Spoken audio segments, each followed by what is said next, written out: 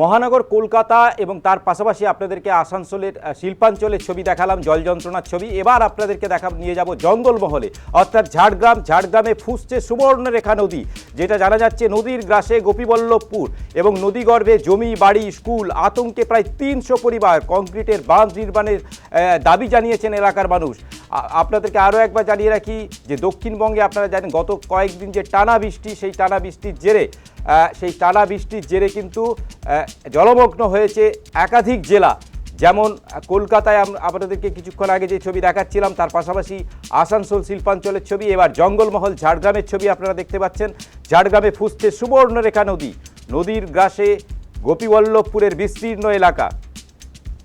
আমাদের সঙ্গে ফোনে রয়েছেন প্রতিনিধি সোমনাথ কুম্ভকার। সোমনাথের কাছে জানতে চাইব, সোমনাথ, যেভাবে জঙ্গলমহল ঝাড়গ্রামের সুবর্ণরেখা নদীর জলস্ফীতি বাড়ছে এবং একাধিক এলাকা বানভাসী হওয়ার একটা আশঙ্কা দেখা দিচ্ছে, যদি বৃষ্টি না থামে বা এইভাবে যদি টানা বর্ষণ চলতে থাকে, তাহলে কিন্তু আরও নাজেহাল বা দুর্বিষহ অবস্থার মধ্যে সাধারণ মানুষ পড়বেন, বোঝাই যাচ্ছে।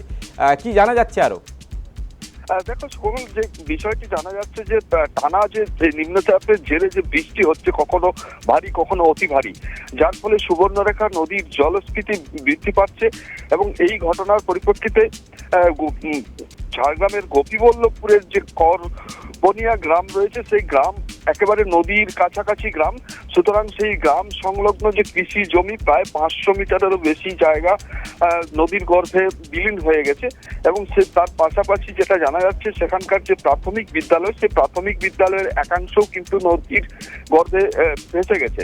এর পাশাপাশি বেশ কয়েকটি বাড়ি এবং একটি শিব মন্দির রয়েছে, সেগুলোও কিন্তু নদীর গর্ভে অনেকটা অংশ চলে গেছে। এবং সেখানে বারে বারে ধাস খেতে শুরু করেছে নদীর যে চর এলাকা। এবং সেখানকার মানুষ এখন আতঙ্কে রয়েছে। এবং প্রায় 300টি পরিবার, যদি এই জলস্ফীতি বৃদ্ধি পেতে থাকে, তাহলে কিন্তু 300টি পরিবারের যে বাড়ি রয়েছে, সেগুলো কিন্তু নদীর গর্ভে চলে যাবে অচিরেই। সুতরাং সেখানকার মানুষকে উদ্ধার কাজের জন্য স্থানীয় যে প্রশাসনের লোকজন রয়েছে, তারা কিন্তু সেখানে হাত লাগিয়েছে। তাদের অন্যত্রে সরিয়ে নিয়ে যাওয়ার একটা চেষ্টা হচ্ছে এবং প্রশাসনিক ভাবেও তৎপরতা লক্ষ্য করা যাচ্ছে। পাশাপাশি তাদের জন্য যে ব্যবস্থা এবং তাদের যে দীর্ঘদিনের দাবি, প্রতি বছর এই সুবর্ণরেখার জলস্ফীতি বৃদ্ধির কারণে সেখানকার মানুষ কষ্ট পেতে থাকে, সেই সমস্যার কিন্তু সমাধান হয়নি। এবার একটা সমাধান করার আশ্বাসও জানিয়েছে। তবে এই পরিস্থিতিতে যুদ্ধকালীন অবস্থায় কিভাবে এই মানুষগুলোকে উদ্ধার করা এবং সেই জায়গা থেকে ফিরিয়ে আনা, সেই বিষয়টি এখন বড় প্রশ্নের চিহ্ন হয়ে দাঁড়িয়েছে। সুকমল, ধন্যবাদ। সোমনাথ আমাদের সঙ্গে ছিলেন, সোমনাথ কুম্ভকার। স্থানীয় বাসিন্দারা এই বিষয়ে কি বলছেন আমরা শুনবো।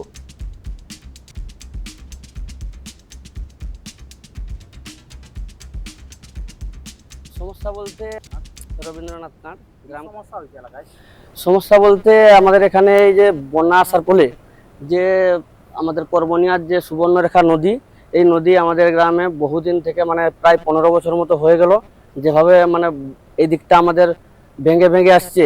চাষের জমি, তার সঙ্গে আমাদের একটা প্রাইমারি স্কুল তো সদ্য নির্মিত হয়েছে এই যে গত বছর।